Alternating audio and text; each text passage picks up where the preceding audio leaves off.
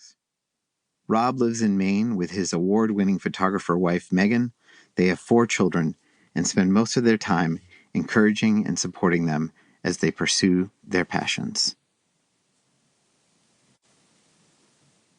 Foreword by Robert Brooks, Ph.D.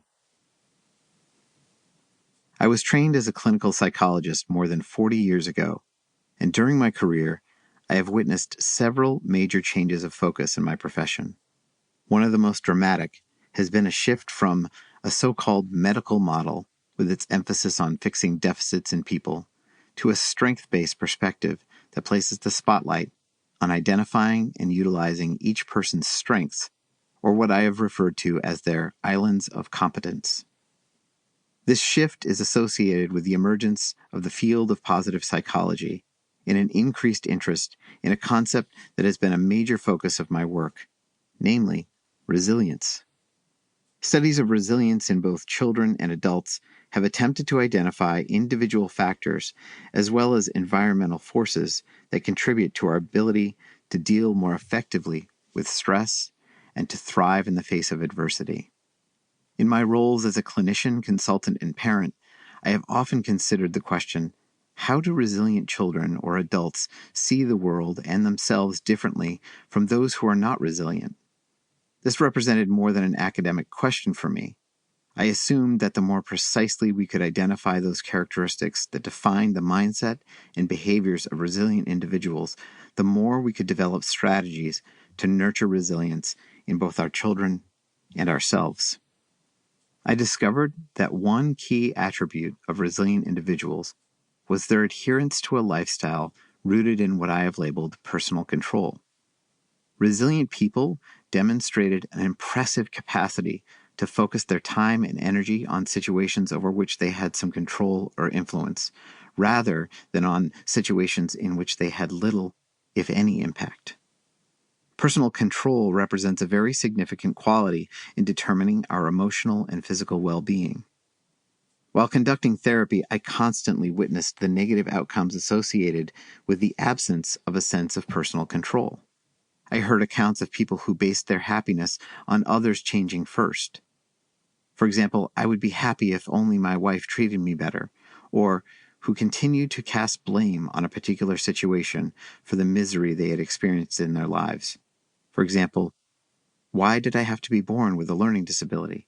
It's not fair. Or who felt so pessimistic that they could not even consider steps they might initiate to improve their lives. Often, a victim mentality dominated their existence. In contrast, through interviews and correspondence, I heard from individuals who, when unhappy, would examine what they could do differently to improve the situation. Of children or adults with learning problems who moved away from a position of asking, "Why me?" to adopting the attitude, "I had no control over having learning problems. What I do have control over is finding the best ways to learn and the best people who can help me."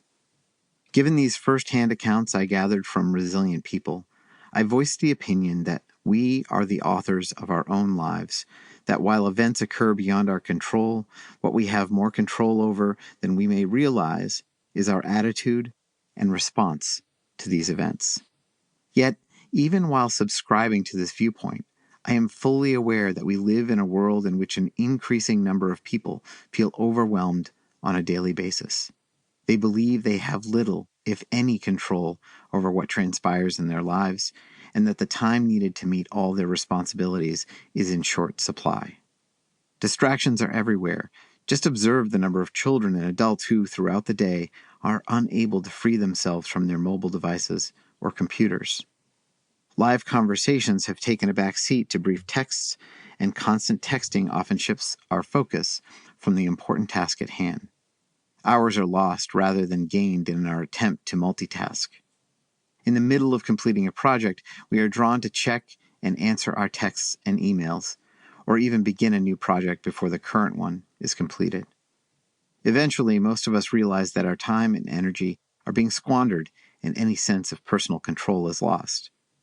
As one of my patients lamented, "I'm spending more and more hours accomplishing less and less. I seem to be spending less time with my family, and I'm less productive in my work." He added,